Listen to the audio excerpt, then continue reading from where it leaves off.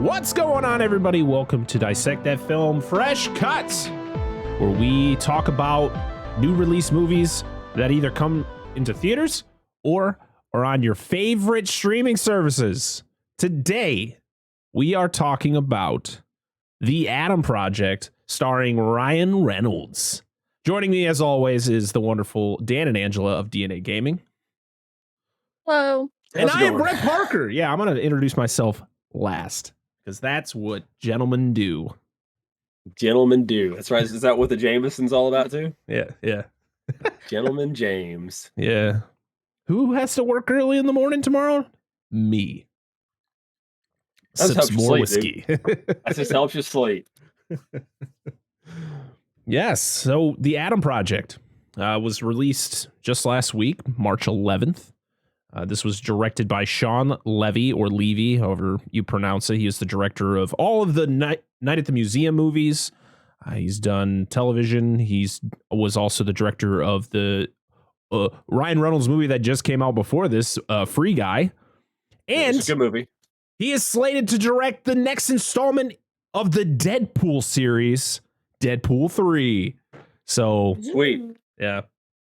Oh, also, he is an executive producer and writer on Stranger Things, which is one of my favorite shows. Oh, go ahead. No, go ahead. No, that's it's just an afterthought. No. Deadpool 3 should be good as long as there's no kids in it. So we should be all right. Was that the problem with Deadpool 2? Was there too many kids? No. Just talking. Go ahead. You're good. You're good.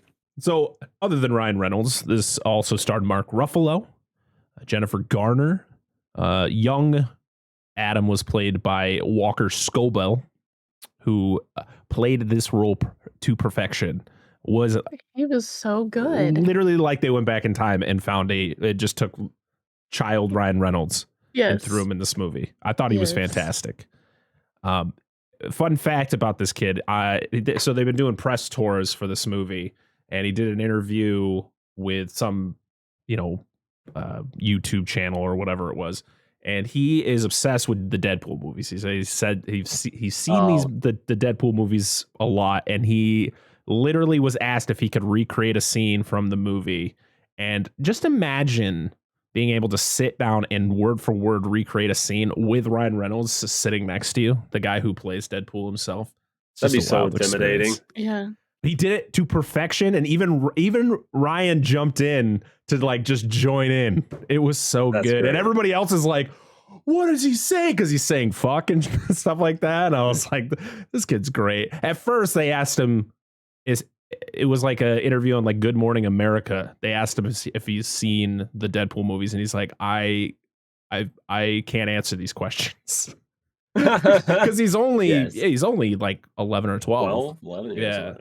So thought that was funny. Also, this stars Catherine Keener, who is great, and Zoe Saldana. She wasn't utilized enough in this movie, and I was sad about that because she's fantastic. Agreed. I concur. This was a movie that was in the works back in 2012, with Tom Cruise attached to the film. I saw that. That's weird. That's weird. Yeah, and the movie was going to be called Our Name is Adam.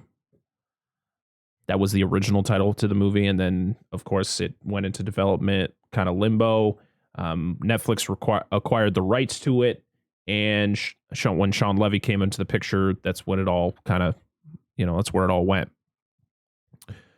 You know how this goes. We're going to go around. We're going to talk about what we thought of the movie, and then we're just going to have a quick conversation of different things we liked, we disliked, and all that. And then we're going to end, because that's what Fresh Cuts is. That's true. That's true. Dan or Angela? D'Angela. There you go. New one. Shirts. I got to go. People called us up for a very long time. Shirt idea. Do it. All right. What did you guys think of this movie? I got to go first? Yep. Okay, it was really enjoyable. Can you not do the long pauses when I don't edit these videos? You sit there for 10 seconds with nothing. Yes. I genuinely enjoyed this movie. I thought it was very fun. And you know how harsh I am about child actors. Mm-hmm. Very critical of children in films and TV series. I liked him like 95% of the movie. I was fine with him. Mm-hmm. I liked him. I thought everybody did a great job. Of course, blank name. Fuck. Yeah. Mark Ruffalo? Yep. Nope. Ryan Reynolds? There it is. Like, oh, there are names right there. It's just gone. Ryan, I do this a lot. You'd be surprised. Ryan Reynolds was charming, being Ryan Reynolds. It was great to see Jennifer Garner in something. I haven't seen her in anything in forever. So she's been in a lot of things in the last like 4 or 5 years. It's just nothing that I've seen. She's I figured that was the case. I just don't keep up with what she does. Yeah, So no, I understand. Mark Ruffalo was neat for the when he was in the movie for his parts of the film. She was Mama Llama. Wait, what? Son of a bitch, Mama Llama. Llama Llama Red Llama Pajama. Llama Red Pajama, waiting for his mama. Will his mama ever come? Run. Was it? Wait, was there a movie on this? Llama. What? TV series. Oh my, yeah, I never knew that. I remember reading those books to my kids. Yeah, we loved that. We used to do the kids used to get a kick how I used to do Llama Llama Red Pajama. Dude, I'd go like ham on that, and they would love it. And same with green eggs and ham. I mean, that's a classic. And Ni Hao. Kylian. The actions, yes. Get out of here. The action scenes were fun. I thought the pacing was pretty good. There was actually some jumps in the movie I wasn't expecting. But we'll get into that when we do the spoilers. Yeah, I liked it. I thought it was there was some pretty good heartfelt moments as well in the movie that I enjoyed. So yeah, I liked it. I'm not saying it's gonna be like the greatest movie of all time, but I definitely would recommend you watch it. It's a good movie. It's got some funny jokes in it. So I mean, it's got Ryan Reynolds. I feel it has to. I agree. And when you have Ryan Reynolds and a kid who's supposed to be a younger version of Ryan Reynolds, it's like, I mean, what more can you get? Mark Ruffalo is a funny guy too. I thought he is pretty funny. Yep. The scenes he was in. There's one scene I was like, wait a minute. Hard drive. Hard drive. What? Yes. Superhero landing. Oh, yes, I love that. I love this movie. I love their quips between Big Adam, Young Adam. I love their banter back and forth. All around, it was good. I mean, I'm jealous of that kid getting to star alongside Ryan Reynolds and Mark Ruffalo. Yeah, because I like them both. But yeah, I liked it a lot. So this is a reunion for Mark Ruffalo and Jennifer Garner. They started with each other back in like the early 2000s and 13 going on 30. Yeah, they actually played love interests in that movie. So it was this is the first movie they've actually starred together since that one. So it's been a long time. It was good to see them back together. And yes, I have seen 13 going on 30. I'm sorry. It's not great, but I just had to say I've seen it. He's got a shirt for it too. He wears it every once in a while, not very often. If it's got Jennifer Garner, she's beautiful. Yeah, this movie is a lot of fun. I love Ryan Reynolds. I'm just a sucker for him. If I see him on a poster, if I see a movie's coming out with him, I don't care what kind of movie it is, I'm gonna watch it. And it's not just him though. I feel everybody in this movie does a very good job. The only person I was kind of disappointed in, I think it was more the character than her performance, was Catherine Keener's character, the villain of the movie. It was very generic. Like the villain was very generic in this movie. And to be honest, the plot of this entire movie as a whole is kind of generic. Like the whole going back, running into your younger self to try to help fix things that are going on, and then ending up just saying, fuck time travel. I mean, it's admittedly it was, well, and I'll talk about it later. It's kind of a spoiler, so go ahead. I won't say that. I mean, I feel we can just jump right into it. We're going to be jumping into spoilers. So if you haven't seen The Adam Project, it is on Netflix right now. So make sure to go watch it. And then when you're done, come back and watch our little review we do here. As far as time travel movies go, I was just on that for like that trope. This is handled fairly well. Mm-hmm. Since you mentioned that, I figured to throw it in. Yeah, it's a good movie. I think we all recommend it. Yeah.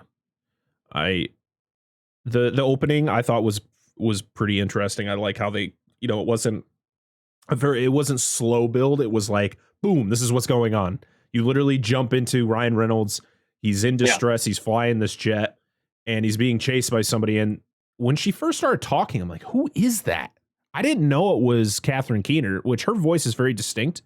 I didn't realize it was her until she shows, like, there was a scene where you actually see her with that. I can't remember the character's name, but he was like in the academy with Adam, and then he turns bad. He's like the mercenary guy. Yeah, I can't think of his name. Yeah, and I was like, villain number 2. What's his name? It was Christos or something. Yeah, Christos. Yeah. I didn't realize it was her until that scene where you actually see her, because her voice was like, man, who is that? Because I've seen a lot of movies with Catherine Keener. I mean, she was in like 40-Year-Old Virgin. She was in Get Out, which she was fantastic in. She's been in a lot of movies actually throughout the last like 25 years. And her voice is just very distinct. I'm not gonna lie, like I saw her and like it just didn't jump out at me what I've seen her in. I don't know why. I was like, I know she's from something, but it just. She played. Did you ever see Where the Wild Things Are? No. Oh, that movie is special. The book is even better. As I say, we have the book, sir. Yes, it's a fantastic book, and it's actually a really good movie. It is. I've never seen it. Yeah, I thought this was a blast. Of course, the intimate. Holy shit! I can't talk. Having time travel in it, and the fact that they didn't. It wasn't just full of humor. You have Ryan Reynolds in a movie.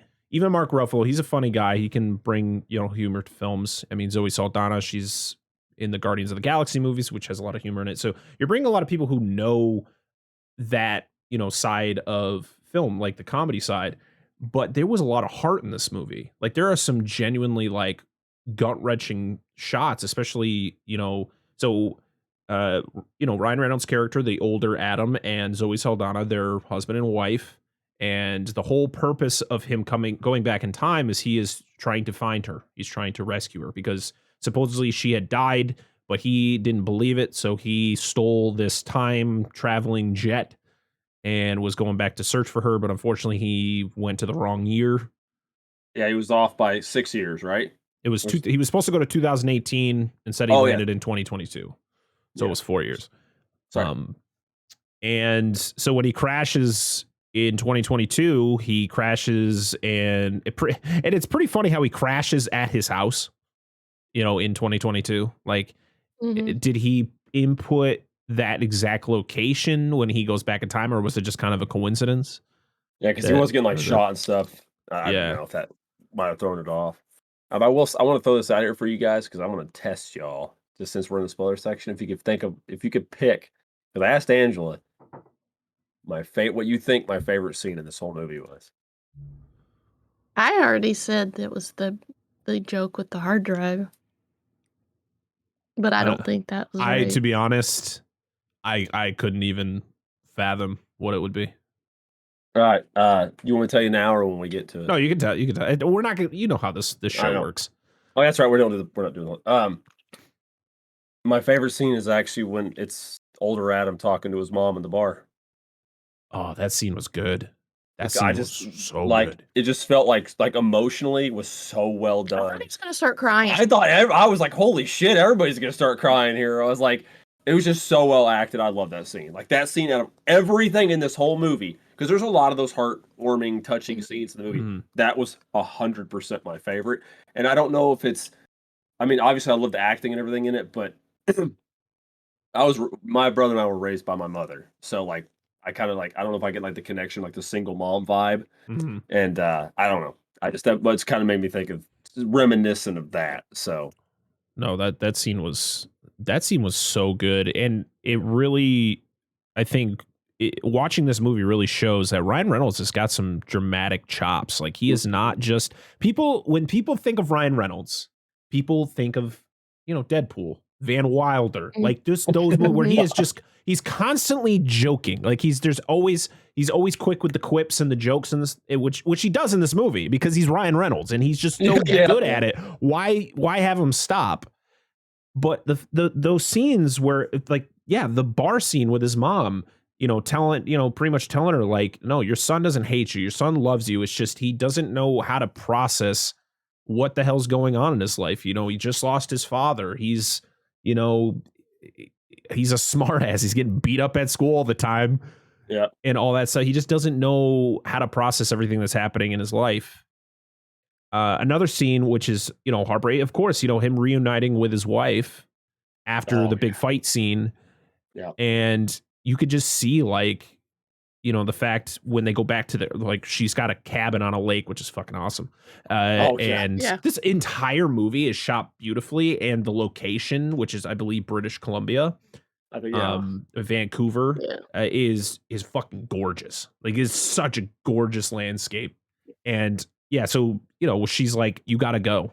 And, just remember, we'll find each other again. And you're just like, am I going to fucking cry? Like, what? Like, this is sad this is so sad. He spent all that time to find her and then immediately has to let her go again. Yeah. And I love the emotion behind her screaming at him. Mm-hmm. Like, it was legit emotion. Was really good. It was very well acted, this movie was. Yeah. And then the final scene. The final scene where they're all throwing around the baseball, and you're just like, yep.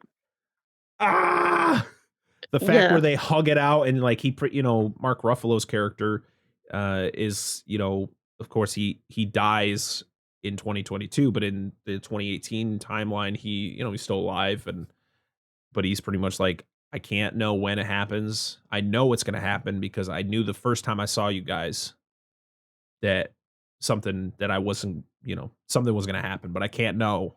And that I'm proud of you and like all that stuff. I love where he keeps telling adult Adam about how proud he is and all that. And he's just like, you can stop now. But he just keeps going and going. And it's like, fuck, this movie just gets you. Yeah. It does. Especially when somebody who has kids, you guys have kids, I think it even hits harder because you never know what's going to happen in life that can change your life, but also change, the death of a parent is huge for a child, like how they have to deal with it. No, I know what you mean. And that's something I did learn as a parent, is like some things in movies definitely affect me way differently once you become a parent. Like it changes a lot of things.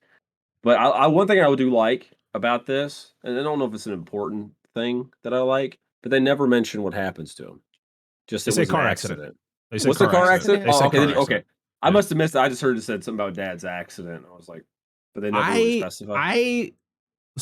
I thought through like when you find out that the bad guy or what the hell's her name? What's her character's name?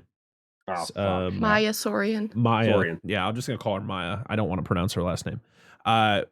We find out that she was his partner, like in developing time travel, and I just was like, I feel like they're gonna show it, like they're gonna tell us that she caused the crash, so that she can gain control of the technology. But it never turned out that way. It was just nope. He just got in a random car accident, which is kind of funny because.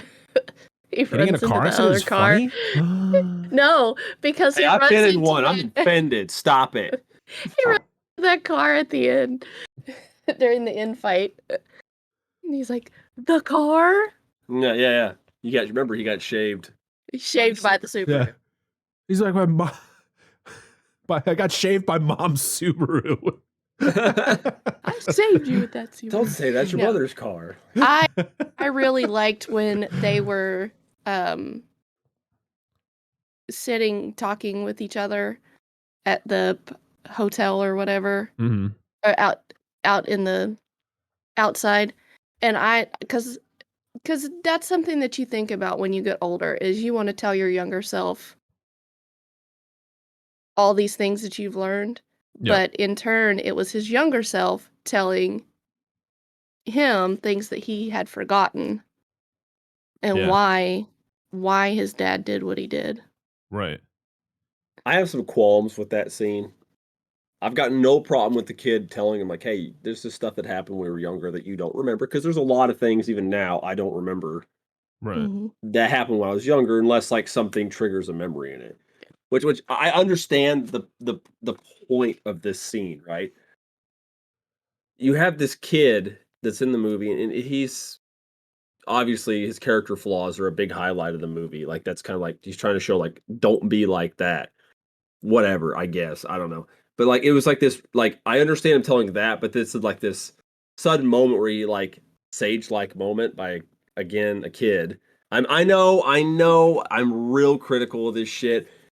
Most of it I didn't mind, but it was like that really like high level epiphany moment thing at the end, and I was just like I feel like that was just plot convenience of the ass. Like just that one part of it. Like I was fine with the conversation up until the very end. I was like, I'm good. But I'm real critical of child actors. I've always been. I can't stand when they don't represent children properly in movies. And I think he's fine in most of this movie, except for that one end of that whole conversation. I was like, dude, you never once in this whole movie ever showed any inkling of being that knowledgeable or having that kind of epiphany moment, and then just like out of nowhere, here you go.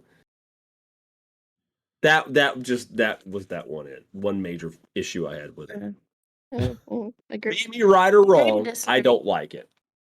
You don't have to like it. I just enjoy it because it's his younger self able to remember this stuff that his older self is mad about. Is mad because he thinks that it happened this way. No, I don't have a problem with that. It was the thing at the end where he's like, well, you got to understand, like, you just got so old enough that you didn't know the difference. And I'm like, that is the part I'm talking about. Like, when the fuck did you become a philosopher overnight? This whole movie, I'm not saying the kid was dumb. He never came off that way to me. But, like, suddenly pulls, like, this fucking heavy, substantial shit. And it's not like a kid that just says something bluntly in passing that kind of hits somebody. You know, you ever had your kid say something and you're just like, huh. That's not how this came off as me. It just came off as really preachy and pretentious. It just didn't make sense for the character, in my opinion. It was really out of character. His dad riding his ass at the end of the movie, his dad riding adult version of his ass at the end of the movie, that fucking made sense. You're really like, Dan, you are full of shit. I can just feel the energy. We've left him speechless. No, I mean, sometimes I feel they have to exaggerate how a kid would really act in the situation. You know, like that scene, I feel is a little bit exaggerated to what might actually happen. But I mean, everybody has different experiences in life, and you know, what would you say to yourself, to your older self, if you're, you know, when you were a kid? What would you say to you today? I mean, because we've never been in that situation. We've never had a parent die, so we don't know. Well, right. I understand. I'm not saying the whole conversation was wrong. It was how it was worded at the very end. It just was like super. It just felt unnatural coming out of that character. It does not feel like something that character would say. The way you've heard him talk and go about this whole fucking movie, it's just way more high level than he showed this entire movie. And it happens once and never again. My favorite. Not necessarily. Oh, go ahead. Sorry. My favorite scene is the scene where they meet the father at the college. After we meet somebody they meet him at the college, and they're outside, and they're really like, Ryan Reynolds is like just, you know, laying into him, and he's just like, the fuck? Like, what are you talking about? And then he fucking punches him, Mark Ruffalo, like, and then Mark Ruffalo's punch. Like, that's what I was like. What? I was like, do you punch like that? That was a good punch. That was so good. It's like he's punch. That was a good punch. I think I broke my hand. I was like, what the fuck was that? It was like, I asked him nicely to stop talking. I love him and his dad are so opposite. Like it's fantastic. I mean, just to see those two acting together was pretty good. I enjoyed it. Jennifer Garner, she does a great job, especially because being able to show that sadness. You know, she's really trying really hard to be there for her son and always be chipper and always, you know, give him the best advice that she can give and all that. And he kind of just he's you know, he's supposed to be manifesting a younger Ryan Reynolds, where he's always coming back with sarcasm or just kind of he's treating her like shit. Yeah. And I love when the two Adams are talking to each other, and the older Adam's just like, listen, she's the fucking best. And 30 years later, I still, you know, I still have nightmares about how I treated her. So you need to wake the fuck up and stop being such a dick. Yeah. Yeah. Their back and forth is great. I thought the Ryan Reynolds and Walker Scobel, I thought they had a really good chemistry with each other, especially when you're like, okay, you have to be him. Okay, so and I thought he nailed it. He was super quick with responses on comebacks and stuff and jokes and all that. And I thought the best one was at the end though, with the drone, and he turns young Adam turns around what Big Adam said to his bully, and he just uses it, and he's like, "What are you doing?" It's like he doesn't want to fight. Yeah. Yeah, just go up and say you don't want to fight. Yeah. Oh, I love it. Oh. He makes the kid piss his pants. Are you going to break up the fight? No, that'd be irresponsible. Yes. No, where he tells him to get down on his knees and punch him in the swimsuit parts or whatever? Yeah, the swimsuit private parts, yeah. Yes. I was like, yes. I love it when they turn things around. The scene before where he's convincing his younger self to stand up for himself against his bullies, which that's the thing about these fucking movies. This is my gripe. Bullies, they can't get bullies right. I don't know how that. I don't know how but there's many types of bullies out there, and they all fucking suck. Like, what the fuck is this? Like, if I was a teacher and I saw, like, why are these three kids that are what grade do you think these kids are in? 6th grade? They're watering. They make mention. Mark Ruffalo makes mention of young Adam being a 6th grader. So I'm assuming they're all roughly around the same age. The same age. And just the kid, like the kids probably get in fights at school. They definitely do. That's just, you know, that's life. But man, I just feel like these are just generic bullies. There's no creativity. Generic. There's no creativity with them. And then of course it's always that you always have that scene later where somebody stands up for either the kid who's getting bullied stands up for himself, or somebody else stands up for them to the bully, and they end up pissing themselves. It was funny. Don't get me wrong. When he's pinned up against the wall, he's like, I shouldn't be doing this. And then he's just like, you know, pretty much tell him, like, you're a fucking little bitch. Right now? He's like, are you peeing right now? Like, go home, clean yourself up. He says something about doing something he's like, I'm going to do something with your bones to Chucky. He's like, what did I do? Shut up, Chuck. Yeah, just like young Adam says too. But I like how young Adam points out that Ray is not the best bully. Yeah. Like, he says something about him looking it up in a magazine or something. I don't remember what all he says. Oh, yeah, that's when he pins him up. It's when he beats him up in school. I do love the reaction, though, of Jennifer Garner when she comes in, when he gets in trouble. And she's just like, don't say anything. And she walks in, she just starts freaking out. I would do the same thing. Like, why is my kid getting beat up? But yeah, my kid's getting suspended. He literally didn't throw a punch. Yeah. We didn't go through the same thing as this, but our oldest was bullied about 4-ish years ago. And the bully never got in trouble. Yes, suspension for 3 days. Whoop-de-doo. What's that going to do? Right. They're going to happy they're not in school. I went and freaked out on the teacher. Like, it's like, you got to do better. Yep. Definitely. I do like when they run into each other when older Adam is getting stuff from the pharmacy and he's just like, oh, hey, how you enjoying your suspension? And then he runs away. Gotta run. The lightsaber thing that he uses, I love it. That keeps us. Is that a lightsaber? No, it's not a lightsaber. It's definitely a lightsaber.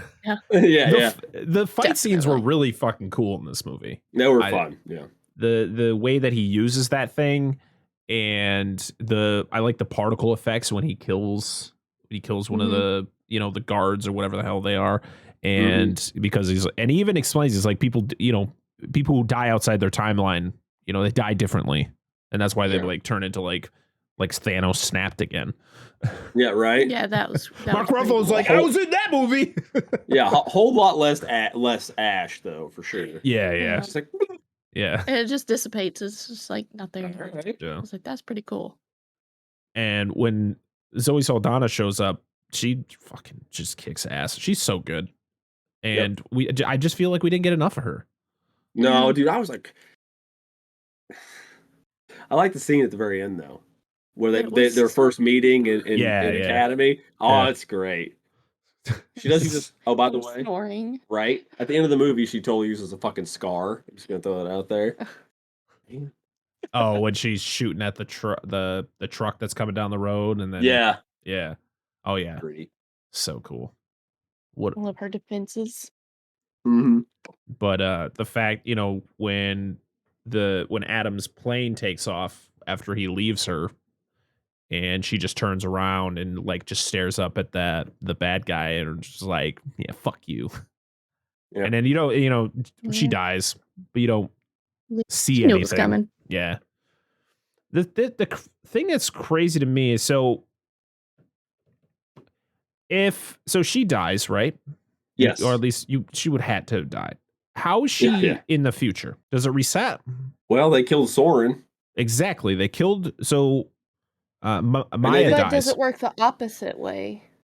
If you kill your older self, because Soren was the younger self. Because it wasn't her, right? Because this was an older version of Laura. So if she dies, at least her younger self is still alive, so she can grow up to be that person. Yeah, so she could technically. Yeah. Right. So Maya killed her younger self, meaning she eliminates all older versions of herself. Yes. Correct. That was really cool. The whole accelerator thing, like, exploding and going off and all that, and all the metal. And of course we get the scene where adult Adam is fighting that Christus or whatever the hell that dude's name is. Christus. God damn it. Just why can't you just be Chris, you son of a bitch? They're fighting and he drops the lightsaber thing. I'm just gonna call it a lightsaber just because that was the joke. It's what it looked like. It was. And it falls, and of course young Adam, he's being attacked by a guy. He gets down, he picks it up, and then of course he uses it. He gets all excited because he finally has it. And he uses it, and he does the thing where he lands. He's like, superhero landing. Yeah.